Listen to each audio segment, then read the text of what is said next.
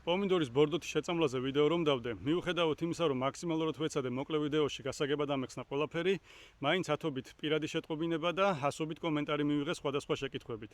ყველას სათითაოდ ფიზიკურად ვერ უპასუხებ, ამიტომ პატარა შპარგალკაზე ამოვწერე და ვეცდები ამ ფორმით გიპასუხოთ.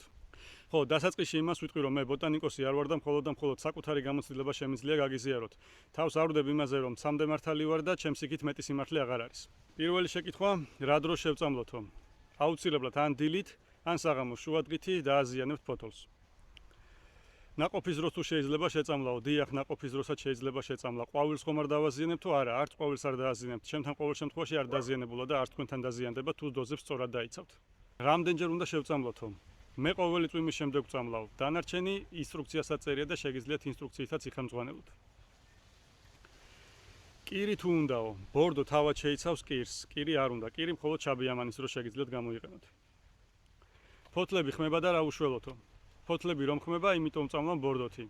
გამხმარს აღარაფერი ეშველება სამწუხაროდ. კიტრზე თუ შეიძლებაო, დიახ, კიტრზე შეიძლება, ხეხილზეც და ვარდებზეც.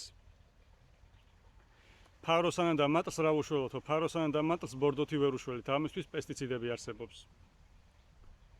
კოვზმა გამოიწვია დიდი დაბნეულობა. ერთმა ისიც დაწერა, იქ ჩაის კი არა ხარჩოს კოვზიაო. აი მეგობრებო, მე აი ამ კოვს ვიყენებ. დანარჩენი თქვენ იცით, თუ მე არ მენდობით, შეგიძლიათ ისევ და ისევ ინსტრუქციას გადახედოთ, ყველა შეფუთვა საწერია. სად და რომელი ბორდო ვიყიდოთო?